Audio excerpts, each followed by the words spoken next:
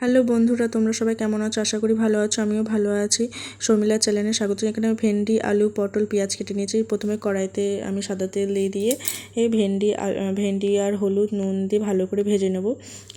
আমি আজকে বানাতে চলেছি যেহেতু ভাত ভাজা শুনে একটু অবাক হবেন মনে হয়, কিন্তু ভাত ভাজা একবার খেয়ে দেখবেন কীরকম লাগে। ভাত ভাজাটা সবসময় তো তরকারি দিয়ে ভালো লাগে না খেতে ভাত।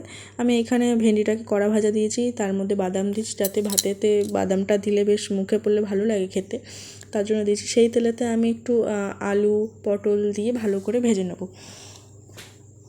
ভাত ভাজা মানে সবসময় তরকারি দিয়ে ভালো লাগে না, তো রাতের বেলা মাঝে মধ্যে একটু সবজি দিয়ে যদি ভাত ভাজা যদি করা হয় কেমন হয় বলুন তো বন্ধুরা।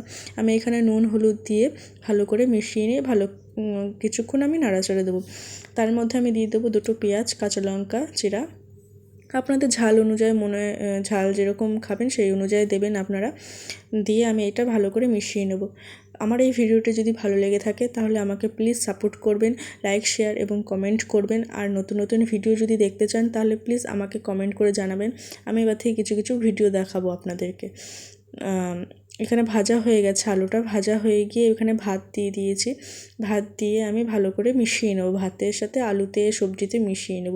আপনাদের কাছে যদি বাড়িতে বেশি রকমের সবজি থাকে সব রকম সবজি দিয়েও মিশিয়ে আপনারা করতে পারেন। আমার কাছে একটুখানি ছিল তো আমি তাই করলাম। এখানে আমি একটু গরম মশলা, হলুদ গুঁড়ো, নুন দিয়ে সামান্য দিয়ে ভালো করে মিশিয়ে 15 মিনিট মতন ভালো করে মিশিয়ে নাড়াচাড়া দিয়ে নিয়েছি। আমার ভাত কমপ্লিট। এখানে আমি একটুখানি ভালো করে একটু সাজানোর জন্য একটু পেঁয়াজ, একটু কাঁচা লঙ্কা দিয়ে একটু সাজিয়ে নিয়েছি। তো আমার ভিডিওটা যদি ভালো লেগে থাকে আমাকে প্লিজ সাপোর্ট করবেন।